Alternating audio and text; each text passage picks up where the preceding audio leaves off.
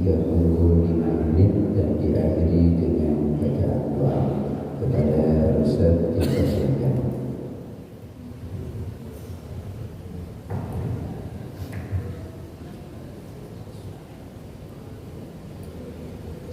Assalamualaikum warahmatullahi wabarakatuh. Bismillahirrahmanirrahim. Alhamdulillah nahmaduhu wa nasta'inuhu wa nastaghfiruh wa na'udzu billahi min shururi anfusina wa min sayyiati a'malina. May yahdihillahu fala mudilla lahu wa may yudlilhu fala hadiya lahu. ولا حول ولا قوة إلا بالله. اللهم صل على سيدنا محمد بن عبد الله وعلى آله وصحبه ومن والاه. أما بعد.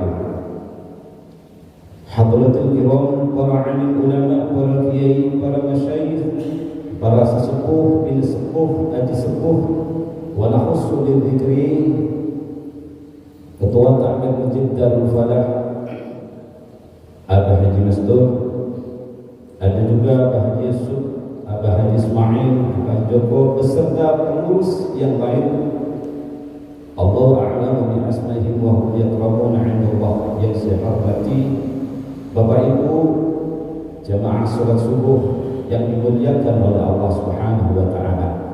Pertama-tama marilah kita panjatkan puja dan puji syukur kehadirat Allah Subhanahu wa taala.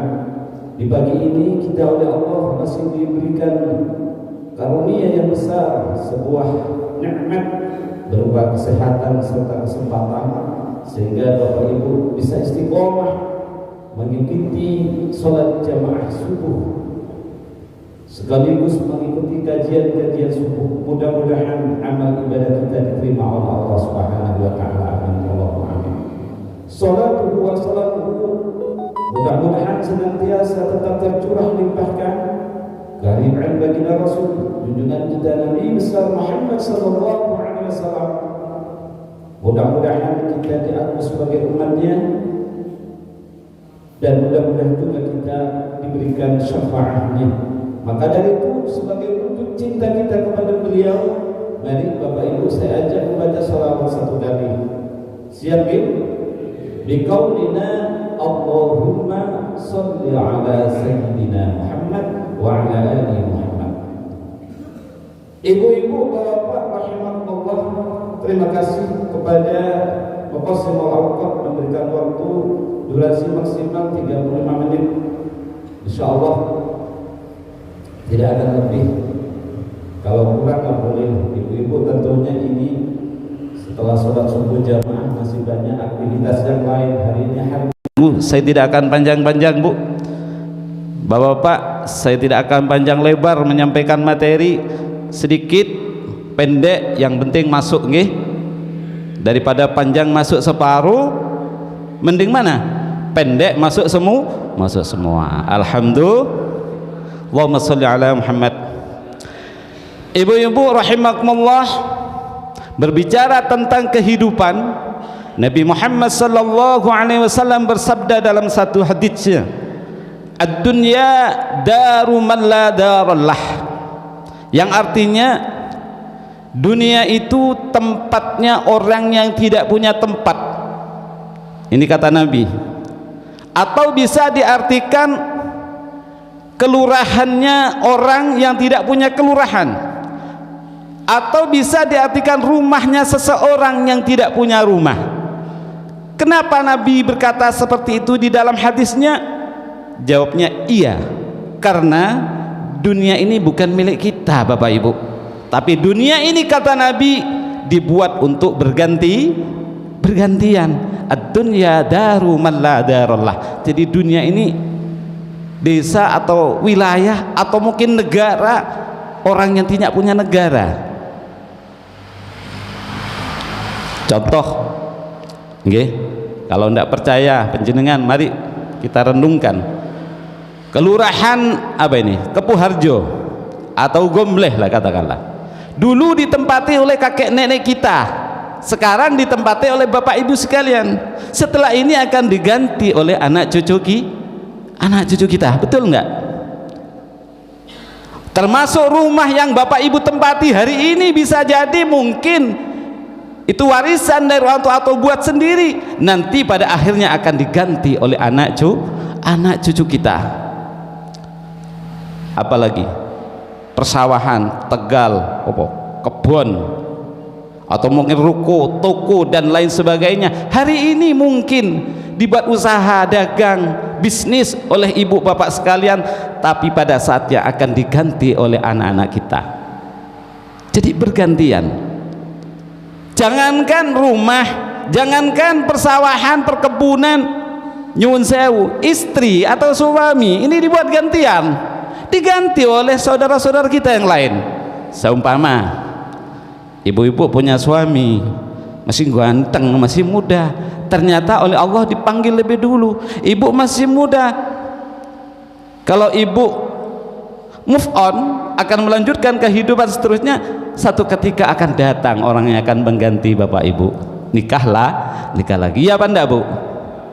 Bapak-bapak juga sama, ditinggal istri, bapak masih muda, ganti lain, istri yang lain. Itulah berbicara kehidupan, selalu bergantian seperti itu. Maka betul kata Nabi, dunia ini dibuat untuk bergantian. Bapak ibu rahimakumullah, kalau berbicara tentang keberadaan kita manusia ini, kita ini sebetulnya bapak ibu, kita ini orang surga. Percaya enggak? Kita ini orang surga karena kita ini keturunan surga.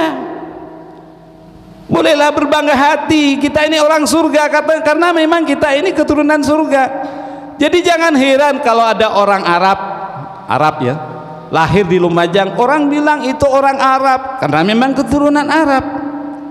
Ada orang Cina lahir di Lumajang, banyak kan?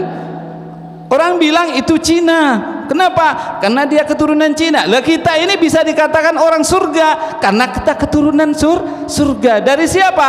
Bah Nabi Adam alaihi salam, Bapak Ibu. Kenapa saya bicara seperti itu? Karena ini ada kabar gembira Bapak Ibu sekalian. Rencananya Allah kita ini akan dikembalikan ke surga. Mau enggak?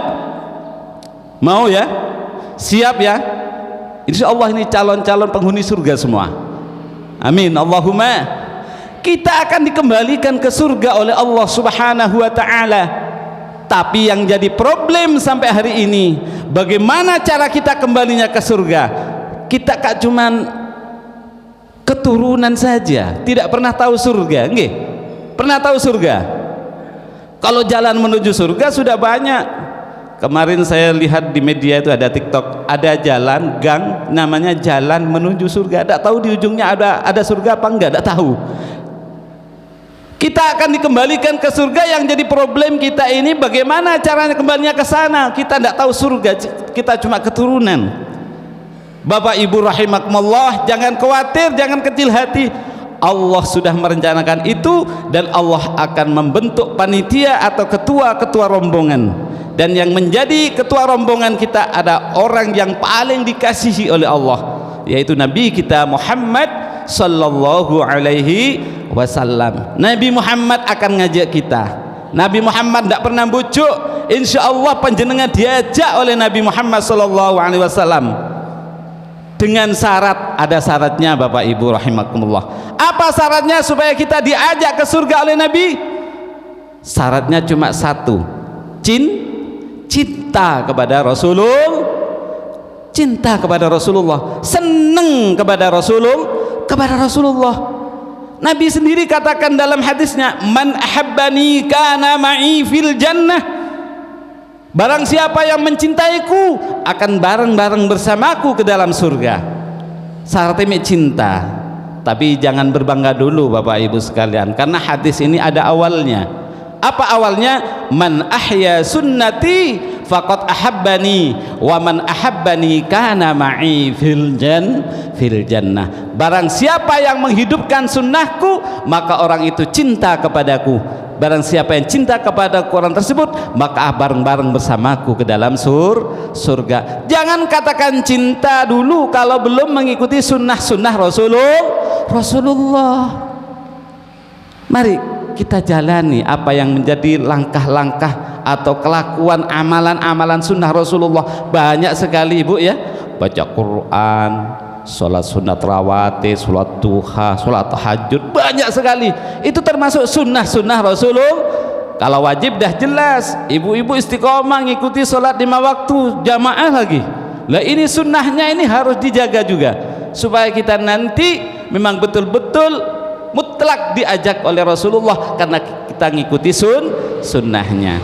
Hadirin Bapak Ibu rahimakumullah, saya ingat sebuah hadis Rasulullah yang berbunyi lan tazula qadama 'abdin yaumal qiyamati hatta yus'alu an arba'ati khisalin, yang artinya besok Bapak Ibu rahimakumullah, besok di hari kiamat sebelum bergeser telapak kaki seseorang, maka akan dimintai pertanggungjawaban oleh Allah 4 perkara. Ini syaratnya tadi senang kepada Nabi, ngikuti sunnahnya. Tapi besok kita ketika kembali ke hadapan Allah, ketika kiamat sudah datang, sebelum kita masuk neraka atau surga, dimintai dulu 4 perkara. Apa yang pertama yang ditanya, yang dimintai pertanggungjawaban oleh Allah sebelum kaki kita bergeser? Wa an umrihi ma fi ma afnahu, umur kita ini digunakan untuk apa? Nah ini umur ditanya oleh Allah Subhanahu wa taala, dimintai pertanggungjawaban. Umur yang diberikan kepada kita, jatah umur sing panjenengan sakniki niki jalani niki ditanya oleh Allah, dibuat untuk apa umur ini? Mulai sejak akil balik sampai ajal menjemput, umur ini ditanya oleh Allah, dibuat untuk apa? Kita sering main-main dengan waktu Bapak Ibu rahimakumullah. Kita sering lupa dan lalai, padahal malaikat tidak pernah lupa dan lalai. Iya benda, malaikat tidak pernah lupa dan lalai. Ingat Bapak Ibu rahimakumullah, bagaimana ketika Nabi Ya'qub alaihi salam, ketika beliau didatangi oleh ajal menjemput beliau, beliau berkata, kenapa kalau kau menjemput ajalku kau tidak bilang-bilang, tidak beritahu aku? Kata Nabi Ya'qub. Sudah, kata malakul maut, sudah saya beritahu. Kata Nabi Ya'qub, bagaimana cara kau beritahunya? Perubahan fisik yang ada pada diri seseorang itu adalah pemberitahuan. Contoh, mata yang sudah mulai lamur, ini mata pakai kacamata sudah mulai, ini sudah 50 lebih ini. Mungkin mas-mas yang masih muda belum, tapi kalau sudah 50 ke atas sudah mulai mata sudah lamur. Ibu-ibu nggih, mata sudah mulai lamur, ini pemberitahuan. Uban yang sudah mulai bertabur, ini sudah banyak uban sudah, ini pemberitahuan. Pendengaran yang sudah mulai kabur, gigi sudah mulai gugur, ini semua adalah pemberitahuan supaya kita manusia ini mawas diri. Maka jangan main-main dengan waktu. An uhima afnahu, umur akan ditanya, dimintai pertanggungjawaban. Kita mintanya umur yang panjang, tapi kata Nabi, umur yang panjang yang baik amalnya. Maka Nabi katakan dalam satu hadisnya, khairun nasi man tala umruhu wa hasuna amaluhu. Sebaik-baik manusia adalah orang yang panjang umurnya, baik amalnya. Ini yang hebat. Walaupun kita ini sudah ada jatah umur, kalau itba Nabi, umur Nabi 63 tahun. Gini bang nggih? Wa hasadu ummati wa sittin wa sab'in, antara 60 70. Nabi 63. Lah kita hari ini sudah berapa umur? Bapak-bapak yang hari ini umurnya 62 tahun 11 bulan 29 hari, kurang berapa hari?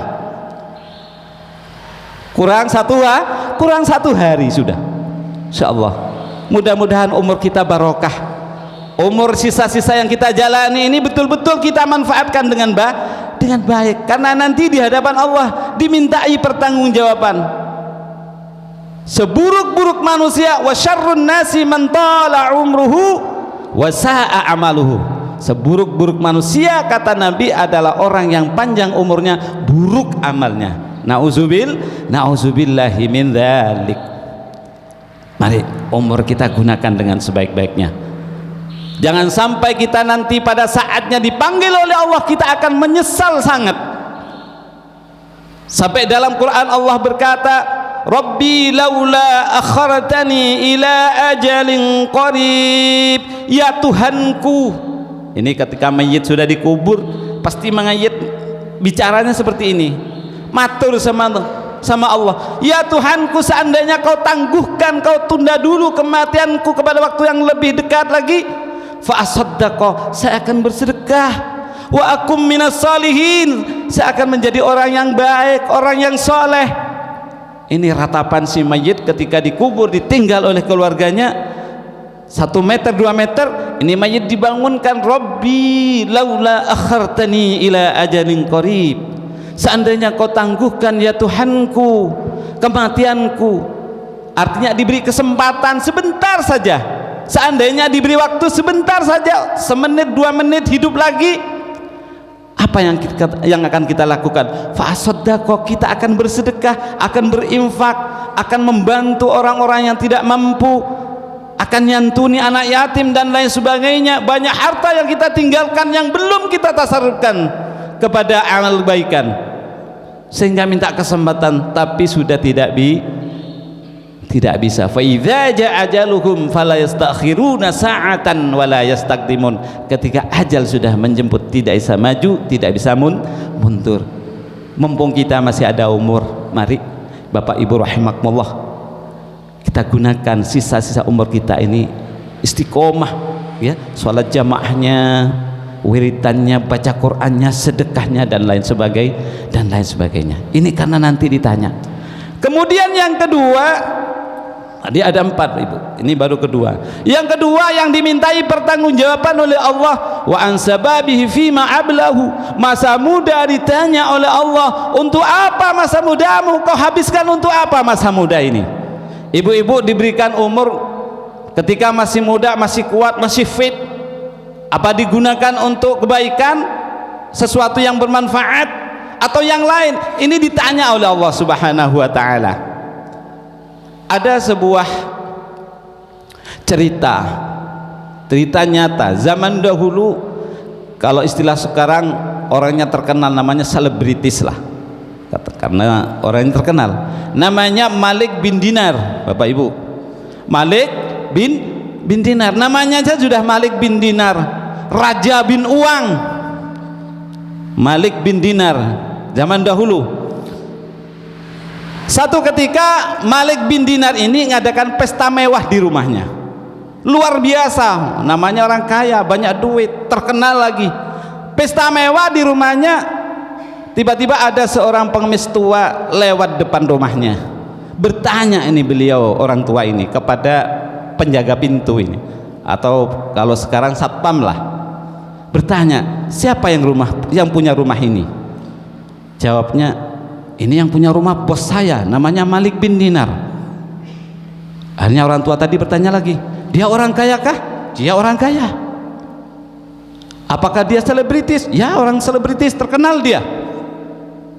Apakah dia seorang hamba apa orang merdeka? Dia seorang merdeka. Kalau hamba mana bisa dia berpesta semewah ini? Katanya penjaga tadi. Akhirnya orang tua ini tersenyum.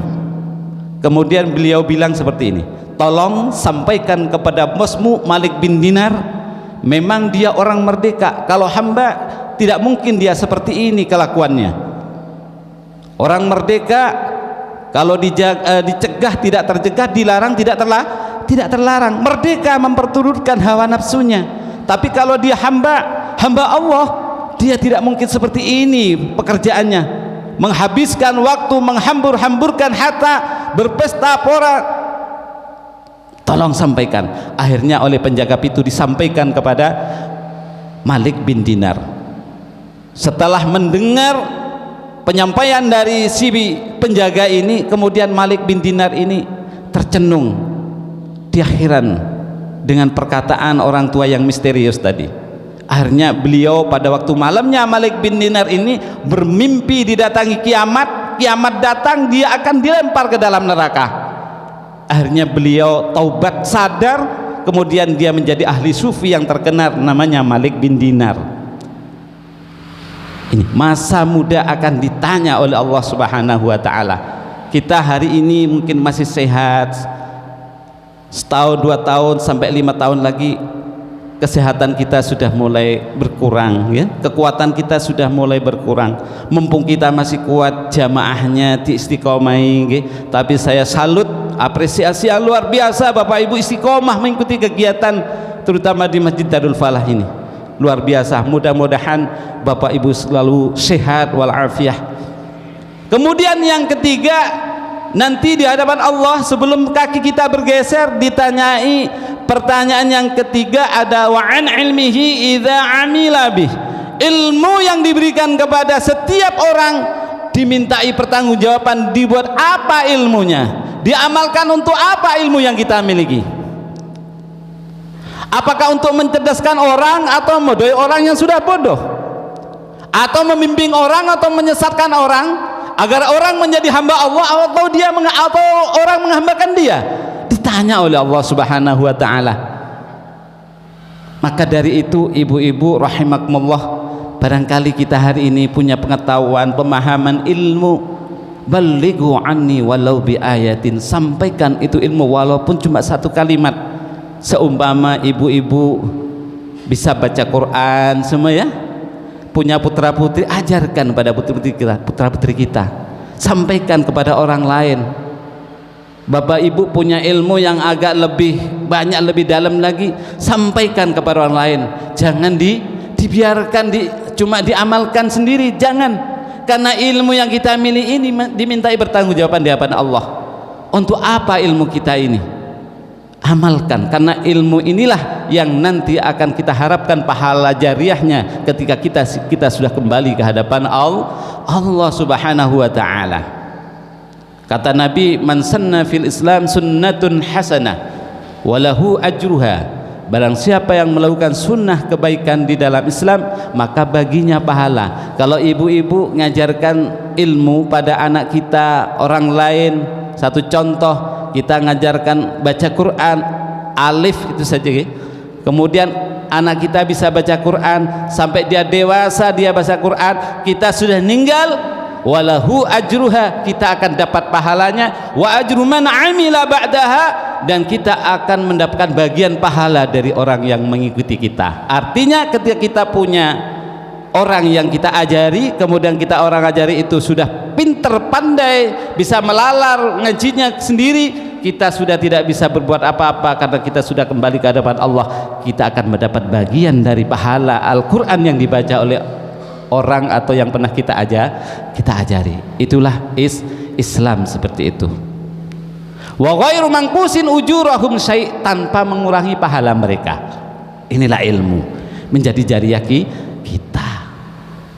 Bapak Ibu rahimakumullah, ini tadi yang ketiga. Yang terakhir Bapak Ibu, ini sudah setengah jam kurang. Yang terakhir yang ditanya di hadapan Allah, wa an malihi min aina iktasabahu wa fima anfaqahu.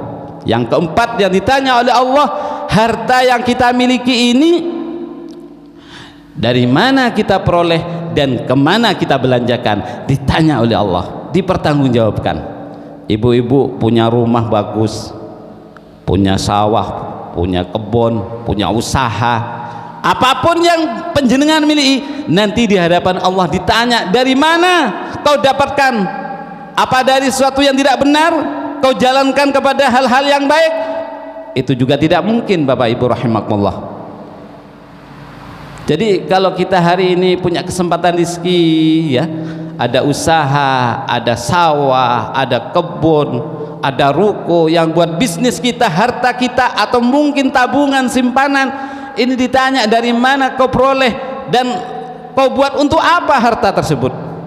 Maka dari itu kesempatan, mumpung kita masih ada umur, ya, ada kesempatan, ada rezeki yang kita miliki, kita tasarrufkan kepada hal-hal yang baik. Kita bantu orang yang tidak mampu, kita santuni anak-anak yatim, Bulan ini bulan Muharram, bulan baik, kita berbuat kebaikan kepada orang lain.